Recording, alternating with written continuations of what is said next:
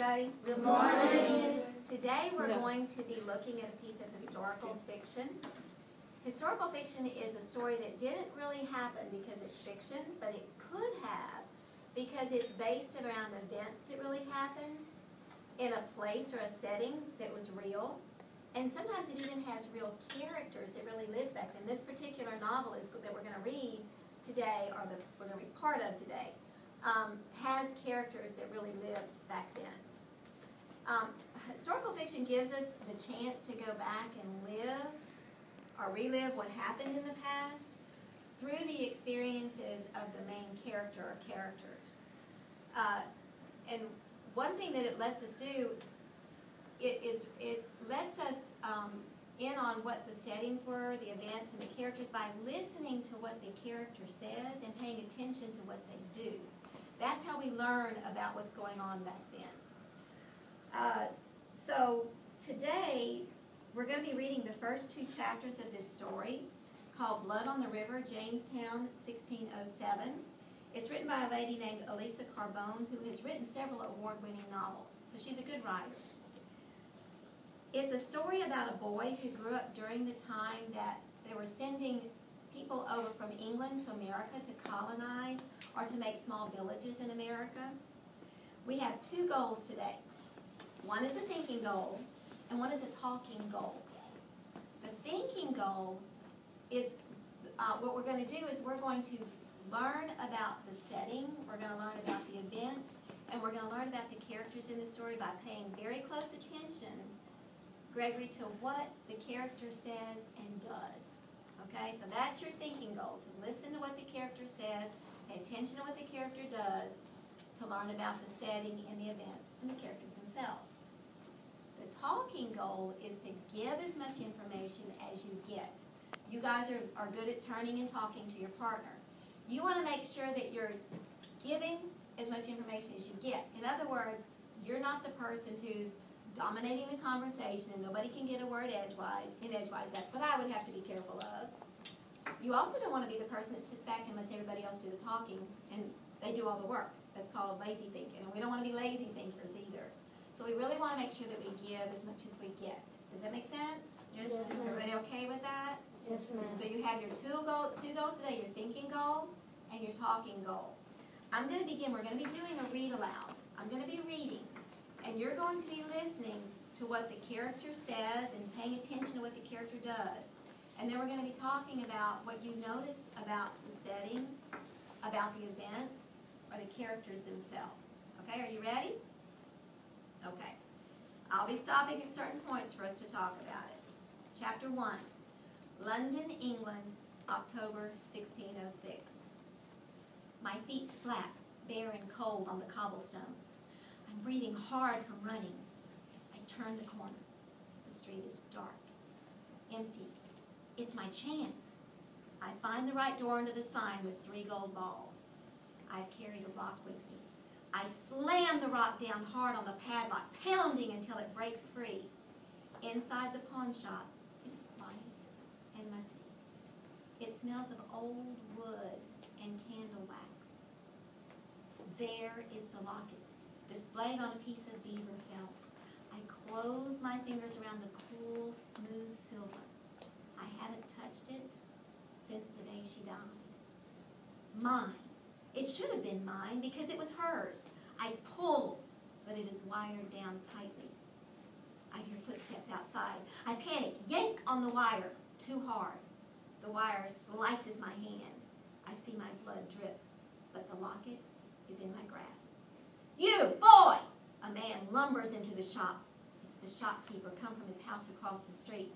He lunges, grabs me, but I'm too fast. I squirm away and run, escape out into the fog, and I'm lost, disappeared. I walk along the docks, past the dark hulks of ships bobbing slowly. My heart is still racing. I try to calm myself. I listen to sailors laughing and arguing, their card games stretching into the night. I even venture a whistle. Nothing fancy, just my own name. The shopkeeper will not find me, I promise myself. When he sees me in the daylight, he will not know it was I who wrenched out of his grasp in the dark shop. And he certainly would never guess that I had not stolen anything, only taken back what is mine. It should have been given to me when she died, this locket of my mother's. This will bring a pretty penny, they said at the poorhouse. It will pay for some of the extra food you eat. Can I help it if I'm always hungry? Then they expected me to stay on and keep working in the nailery, keep letting them beat me when they felt like it, as if I wanted to live in the poorhouse, as if Mom and I had wanted to be kicked out of our cottage on our farm, as if the blight was our fault and we wanted the crops to rot in the fields and had planned all along not to pay the rent to the Lord of our cottage.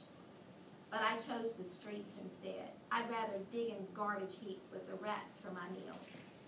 Who knows?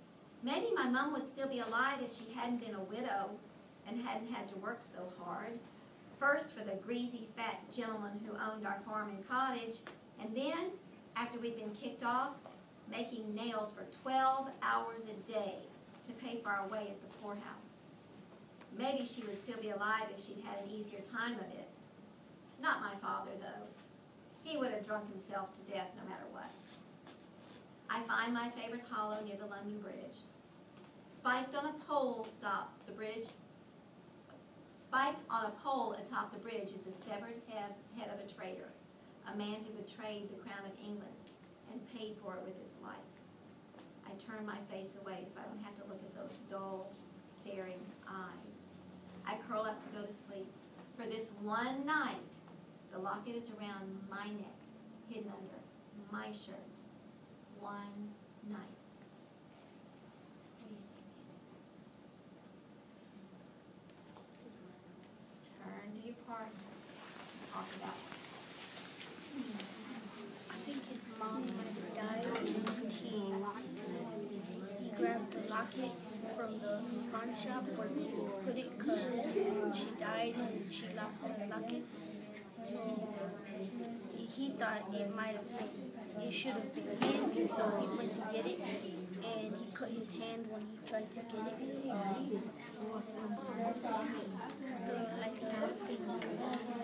Something you wear around your neck at the so you get I think that the boys got the locket because it was his mother and they were probably like rich family or from Africa and they were speaking for Canada, but her mother died because her father was drunk and they used to be rich, right?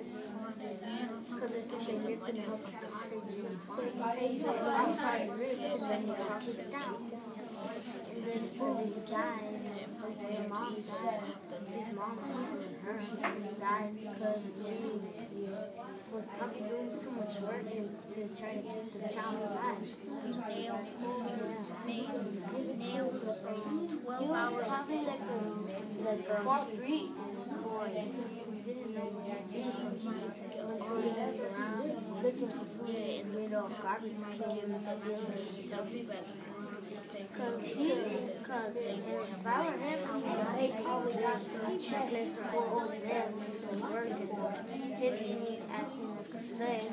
And I'd rather just be on the street and kill than do that because I don't want to be rich or be working on farms or the only thing that I get hit.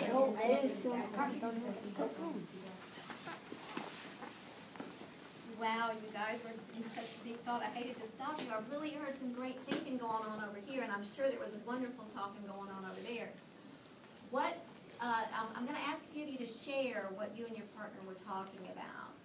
Alexandria, what were you and your partner talking about? We were talking about the boy, and we said that like the locket was for his mother, and they were a healthy family, but bad people had planned something, and the mother died because she was probably sad and she was working too much. And we also said that we would rather do what the boy did than stay on the farm getting hit every day. And then he probably didn't even live in a good place, like sleep in a good place. They probably made him sleep in an old farm or something. So I'd rather live on streets like him. What do you guys think about that? Go ahead. What were you going to say? It's what? I said that maybe he would that in the passage it said that his dad died because he drunk himself out. Did you you guys notice that too? Yes. Yeah. Me and my brother talked about that probably the boy probably loved the necklace and it was really special to him and also to his mother. What made you say it was special to him? Because when he drank it out of the ring, and he said once it was mine on my neck, and he wanted it probably to alter itself. What do you think, Taylor? If he had it when his mother died, he wouldn't be having to do all this to take it. Yeah. What were y'all thinking? What were you talking about?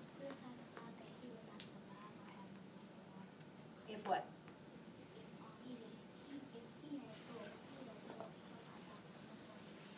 Okay, so if he didn't have the locket, he would have died? Maybe so. And, I never thought about that maybe the locket saved his life. Good thinking there. One more. Maybe he might, since he got the locket, maybe he might go to another place and try to sell it and get more money than he had, so that maybe he can make a living for it instead of just keeping it, so he can have somewhere to stay and be able to live. So you think that locket might help him out? I heard y'all say something else that you were predicting might happen next.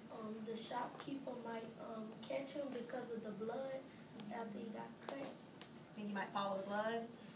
Okay, really good thinking here. Okay, we're gonna keep going. If you didn't get a chance to share it with the group, we'll try to get you next time, but I love the thinking that's going on. Let's keep reading, and I keep doing your job because you are definitely learning. I noticed many of you referenced what happened in here. Even if you made a prediction, it was referencing what happened in the text. Okay, let me keep going. Okay, so you know that he's fallen asleep under the bridge. A sharp kick to the ribs wakes me. This looks like the one who done it. Scraggly hair and scrawny as a broomstick. I'm on my feet in a split second. Grab him! I try to twist free, but hands close on my arms, my neck. It's the shopkeeper and his burly son. I thrash and kick. They tighten their hold until it hurts. The shopkeeper pulls the locket out from under my shirt. Ah, what have we here, he says. A grin shows teeth brown as worms. It's mine, I cry, mine! They don't listen. They talk between themselves as they tie my arms behind me with ropes.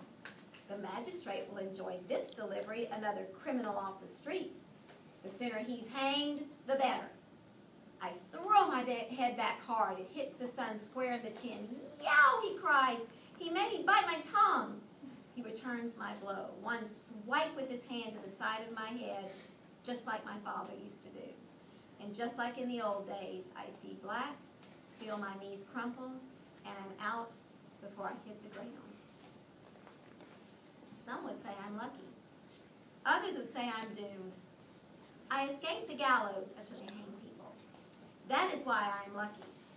The magistrate mumbled something about having a son my age, pulled me out of my dark jail cell after just 2 days, and marched me down to the orphanage. His name's Samuel Collier, age 11, son of dead peasants. Can you take him? He asked Reverend Hunt when he opened the orphanage door. The Reverend nodded to the magistrate and showed me to my bed in a row of neatly made beds. Reverend Hunt is a tall, quiet man with broad shoulders and more patience than anyone I have ever known. He tells me I have a lot to learn about right and wrong. It was wrong to steal the locket, he says. It was no longer yours. It belonged to the pawn shop owner. He says I need to make decisions based on love, not on anger. I loved my mom and wanted her locket back, so I was acting out of love, I say. He just shakes his head. The locket would not have brought your mother back, he says. I know he is right. And I know the real reason I stole it is that I was angry at the bosses at the poorhouse, angry at our landlord, angry at the world. But how can I make decisions based on love when there is no one left to love? The orphanage is not a bad place. Better than sleeping on the streets. Maybe if I'd been less of a danger to the other boys, they'd have let me stay.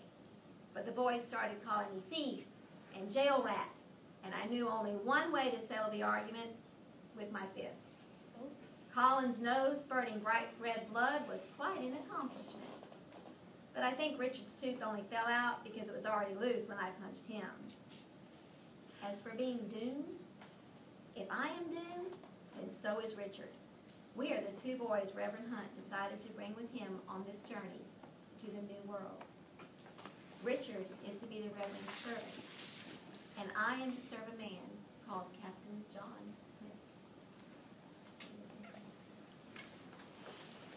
Turn to your partner. I think he's going to be looking for like a rich man, and he's going to have So I think he's probably gonna serve him and probably gonna work for him. And the person that he's working for, he's gonna give him money or help him out to so he can get better and get on his feet. What do you think?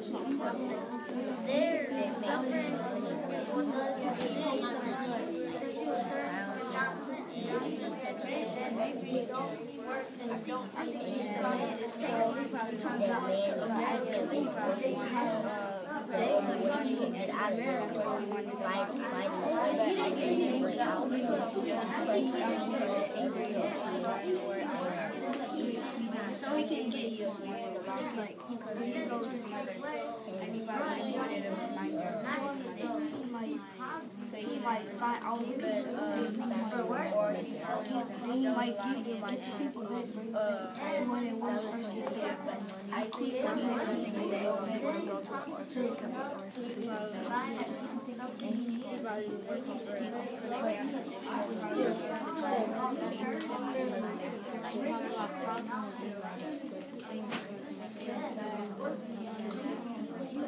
I was the man is about to take the boy and the other this boy to America to see how the native people are living.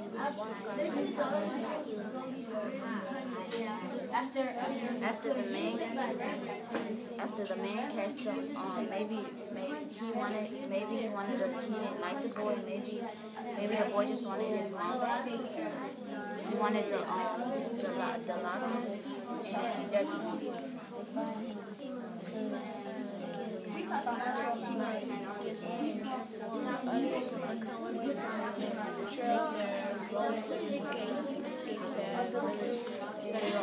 No more people will be dying and get hit by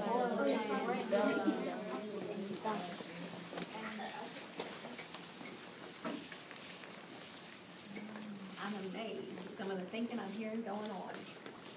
Elijah, share what y'all were talking about over there. We said that Samuel probably would like to work for John Smith because it's in a new world and he can see new things and explore new things. So you noticed his name was Samuel. And what do you think about what she's saying about him going to a new world for new things? What do you think about that? Elijah, call on one of these people. What do you think about that? Lizzie? I think that maybe him and Richard gonna start over and be friends What makes you say that? because they maybe gonna live in a new world that's gonna be different. Kind of like what Elijah said? Okay. Alexander. We said that like he was probably like since we read in social studies class we read about John Smith because we're reading about that and we read that he was a good person and so he's probably and he made a rule that said if you don't work you don't eat, so he was probably gonna work and he was probably gonna get good food and stuff because John Smith was nice and he would probably pay him and stuff and he wouldn't work like in the farm. Maybe he would probably have a like bad bed or something, but he would get paid for his work and wouldn't get hurt, so he was probably happy and we thought that he would like get money and then he would probably save up to get new clothes because he was like living on the street, so it was probably all dirty and clothes messed up and stuff. So you're taking what you learned about John Smith through history, putting it together what you're seeing here and saying since he was a good person and he says if you don't work you don't eat, that he's going to make sure that you think that Samuel's going to be a good worker and he's going to be able to eat. But he didn't say anything about having to have a good bed. No. And we probably think that Richard was going to get like severely punished or something because reverends usually punish orphans like bad. Okay. Because like in some places the kids are treated, they have to put soap in their mouth when they do bad stuff. so he was probably going to get punished, but then he would have to do work. Okay, how many do you think that Reverend Hunt is going to punish Richard? Okay, how many of you don't think he's going to punish? Okay, do you have a reason why you think he's not going to punish? Darian, what is your reason that you think he's not going to punish? I think he's not going to punish Richard because I feel like Richard, he really didn't do nothing wrong for Samuel to punch him in the teeth. Okay, so you're thinking he's not going to be a reason to punish? What do you think, Alexander? Because Samuel and Richard might have escaped him to leave and make their own village and stuff. Okay, and what makes you think that they might have an escape plan? Because they don't get punished and they don't want to get hurt. Okay, all right. One more, Elijah. I think that he won't punish Richard because they both were being mean to him and Samuel were both being mean to each other, but Samuel said that he wasn't a mean person, so he'll probably just talk to them. Okay, all right. And I see y'all talking over here. You got to share it. What? We think that since the cover book got Indian, we think that they might escape and they might go live with them. So you're noticing the cover of the book with the Indians with the illustrations. Okay, great thinking going on. Let's see what happens next. What time here? You said what time? 11:15. 11:15. Okay. Okay, so he's supposed to work for Captain John Smith. It is early on a December morning as we walk from the orphanage to the docks. Fog hangs thick and cold. It makes the stone houses drip and the wattle-in dog houses look soggy. Richard carries Reverend Hunt's satchel, heavy with his books and Bible and some extra clothes. My new shoes clump on the cobblestones. The shoes are too big, passed on from an older boy who died at the orphanage last month. But Reverend Hunt says I can't go barefoot in the new world. The new world. The boys, Colin and the others, think we will all die there. They even begged Reverend Hunt not to go. The Reverend explained to them the importance of the mission. King James has granted a charter to the Virginia Company of London to send men to the New World to Virginia. The men will explore for gold, silver, and jewels, and for a new passage to the Orient, and they'll cut down New World trees to send back to England to build English homes, all to make a big profit, that means money, for the investors of the Virginia Company. But the real importance, Reverend Hunt says, is to bring the good news of Christ to the native people who live in Virginia. He says we'll also look for survivors from the Roanoke colony, the settlers who went to Virginia with Sir Walter Raleigh over 20 years ago. That is why Reverend Hunt wants to go, but I want to go for the gold. They say it washes up on shore with every tide. We reach the harbor. The sky is gray with morning light, and the place is alive with commotion. Hawkers call out their wares, and I smell fresh-baked bread. Sailors pull on ropes and pulleys, lifting barrels to swing from each ship's yard arm so they can be loaded on board. Officers shout orders, and sailors march up the gangways carrying loads on their shoulders. Reverend Hunt points out the 3 ships that will be ours. Their hulls and scaffolding are newly painted in rich blue, deep maroon, and pale yellow. He says the largest one is the Susan Constant. Next in size is the Godspeed, and the smallest, a pinnace, is the Discovery. They bob next to the docks, and I watch as crates of chickens are carried on board. I scan the throng of men milling around the docks. There are hordes of gentlemen dressed in velvet and silk, sailors in their wide-leg slops, and one very dirty boy selling eels. I wonder where he is, this Captain John Smith. Reverend Hunt says he is a soldier, an officer, not a ship's captain, but a captain in the English military. And he is a commoner, a yeoman, so I don't look for him among the gentlemen. I am to be Captain Smith's page, which means I'm supposed to serve him and learn from him.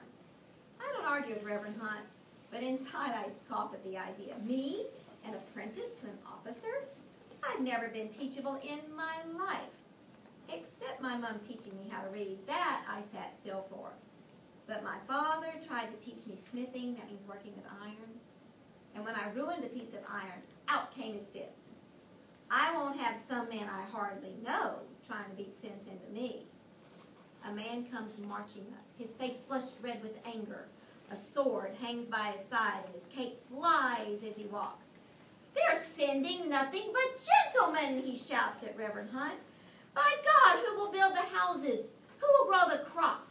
Do they think they can eat the gold and silver they are hoping to find?" He spits on the ground. "I know these gentlemen. They'll expect to have everything done for them, expect it to be easy. They won't lift a finger to work." Reverend Hunt speaks calmly, lays a hand on the man's shoulder. "John, there are carpenters going too, and laborers, and these boys, and more gentlemen than commoners," the young man shouts. "The investors of the Virginia Company were raving mad when they chose the men for this journey." Then suddenly he seems to notice me and Richard. "Is this the boy you promised me? Which one is the fighter?" Reverend Hunt nods my way. The man, who I think must be Captain John Smith, narrows his eyes at me. I narrow my eyes back at him. I have a moment to study him while he studies me. Not tall, but stocky and strong, curly reddish-brown hair and a beard, flashing green eyes. "If you beat me, I'll spit in your ale," I threaten him silently. Captain Smith smiles slightly, almost as if he has heard my unspoken threat. "Yes," he says slowly, "we'll take that energy you've got for fighting and put it to some good use." He turns to Reverend Hunt. "At least we'll have a good worker here." Is that what he plans for me, to make me into a workhorse? I cross my arms and scowl. Captain Smith looks about the crowd. "Where is Captain Newport?" he asked impatiently. "I want to speak to him about this gentleman problem." He marches off, leaving us behind.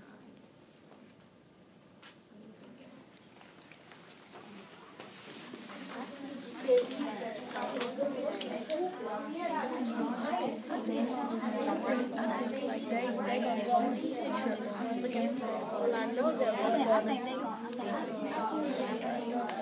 I know they're gonna go on a trip looking for gold, and maybe the pirate or whatever he is might be bossing everybody around him. He might not be a good pirate, so everything they find, he might be like, "All right, give it to me, or I'll beat you and stuff." And then they won't have anything, but he'll have everything. I think they're gonna go to Aire.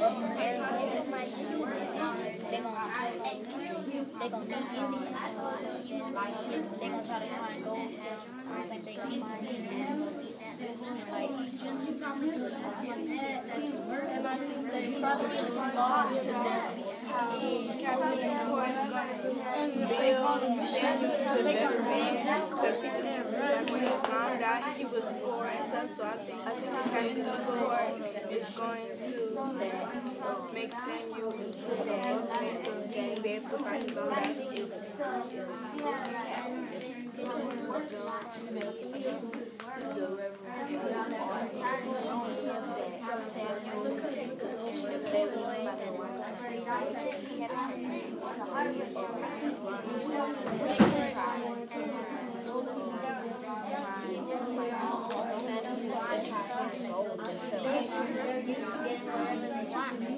But the boy was not getting mad doing it. So he's probably not doing good work. Probably like good and all that. And plus, I think that since he knows how to fight, if any Indians come around trying to fight them, he could probably try to fight back if any Indians. But He's a good worker. yeah, He's got lots of energy to fight. He must have a lot of energy to work. yeah. And it says that he ran fast, so he's probably going to be able to boost the quick. Let's say you have to do the iron and then to another house over there, he's probably going to be able to do that easily because he's like strong and has energy. More amazing thinking going on. Let me see, I'm going to try to find somebody that hasn't, a group that hasn't had a chance to share. You guys haven't had a chance to share. What did you guys, what did you talk about? What were you thinking?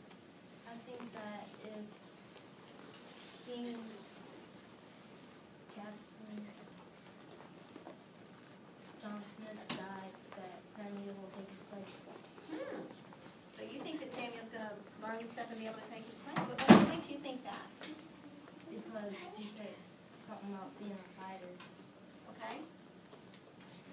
John Smith said that he was a fighter. Have you noticed that? I never even thought about that. What do y'all think about that?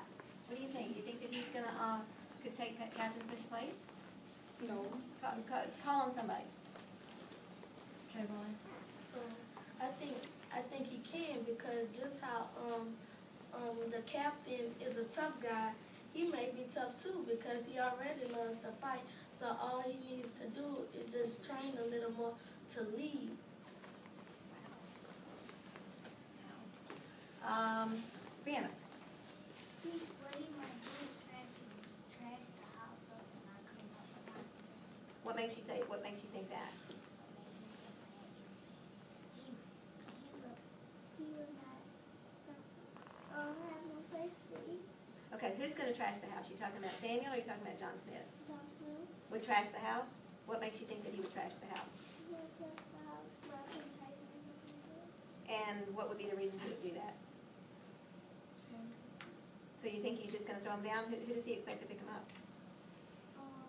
What's the name? Samuel or Richard? Richard? Okay, so you think he's gonna do that and make Richard pick it up? Okay. Darian. I think Samuel and Richard, like when they go to the New World, that John Smith will like teach them to be better fighters and learn about the New World. That's just something different. And you think it's gonna be important for them to be able to be fighters? Why? Because like they might run across a ability that might bully them, and they might never know. That would take care of that, wouldn't it? Okay. Gregory. Samuel will get tired of working and go look for gold by himself and run into an Indian. You're kind of coming back to that picture of the front, huh? All right. Yes, sir. I think that John Smith will make Samuel a worker, like he can find gold, silver, jewels, and other stuff, and make Samuel give it to him and keep it for himself and don't give it to Richard or Samuel. So you think, yeah, and I like the way you're pulling in the part that they talk about gold, silver, and jewels, and then what you think that Captain Smith is going to do. Let's do one more, and then we're running out of time. I think that John Smith gonna teach Samuel a lot and train him, so he can be a fighter like John Smith. And that's what I noticed a lot of you saying, is that you were talking about how he was gonna make him work really hard. Some of you thought that he would make him work too hard and that Samuel might quit. Others were saying that he was gonna become a leader, which I thought was really good thinking too. We'll find out as we read more about this what's going to happen. But let me just tell you what a great job you did today. Our two goals were to use what the character said and did to help us learn about the setting and the events and the characters themselves. I heard a lot of talk about the events and the characters themselves. Good insight on that going on. So did we accomplish our thinking purpose? Yes. Okay. Our talking purpose was to give as much as you get. How do y'all think you did on that? Thumbs up, thumbs down like this. How do you think you did as far as giving as much information as you get? Okay, I see some of you up and some of you. What did you do to make sure that you gave as much as you get? How did you make that happen? Alexander, what did you do? I paid attention and I listened to details. I was to inference what was going to happen and what he was going to do. And I also was paying attention to text because it had some important facts too that happened to Samuel. And also some stuff came to my mind about our social studies book because a lot of the stuff that were in there were talking about our social studies book. So I inferenced from social studies book and from the story that we just started reading to get what I said. Great. What did you do? Like when I answered a question, me and Quinn, we will both tell our opinions and then we would choose the best answer and tell you what we thought. So do you feel like that between the two of you, giving both of your ideas, that your thinking got better? Yes, ma'am. That's what I was noticing too. That was really, really fun to watch. Amber, what did you guys do? Well, I looked while you were reading and you were I imagined something while you were saying and the picture that was a little bit going on. and then also I try to remember some mostly important things going on. And that's why I hear you guys saying you were listening. Some of you are making pictures in your head. You were listening to each other, giving back and forth ideas. And I'd love to listen to the rest of these, but we're just about out of time. I do want to ask, was it Elijah and Gregory, that when one of you were talking, what did I have you ask the other one to kind of to let the other one know that you were done talking? Can you share that? What did you think? Do you think that was helpful to you guys? Yes. Okay, because it kind of lets your partner know, okay, I'm done with my idea. Now, what do you think about it? So if that is a help to you, everybody turn to your partner now and say, what do you think? What do you think? Okay, turn back this way. That's just kind of a helpful thing, if it's helpful to you. Okay. Thank you, guys.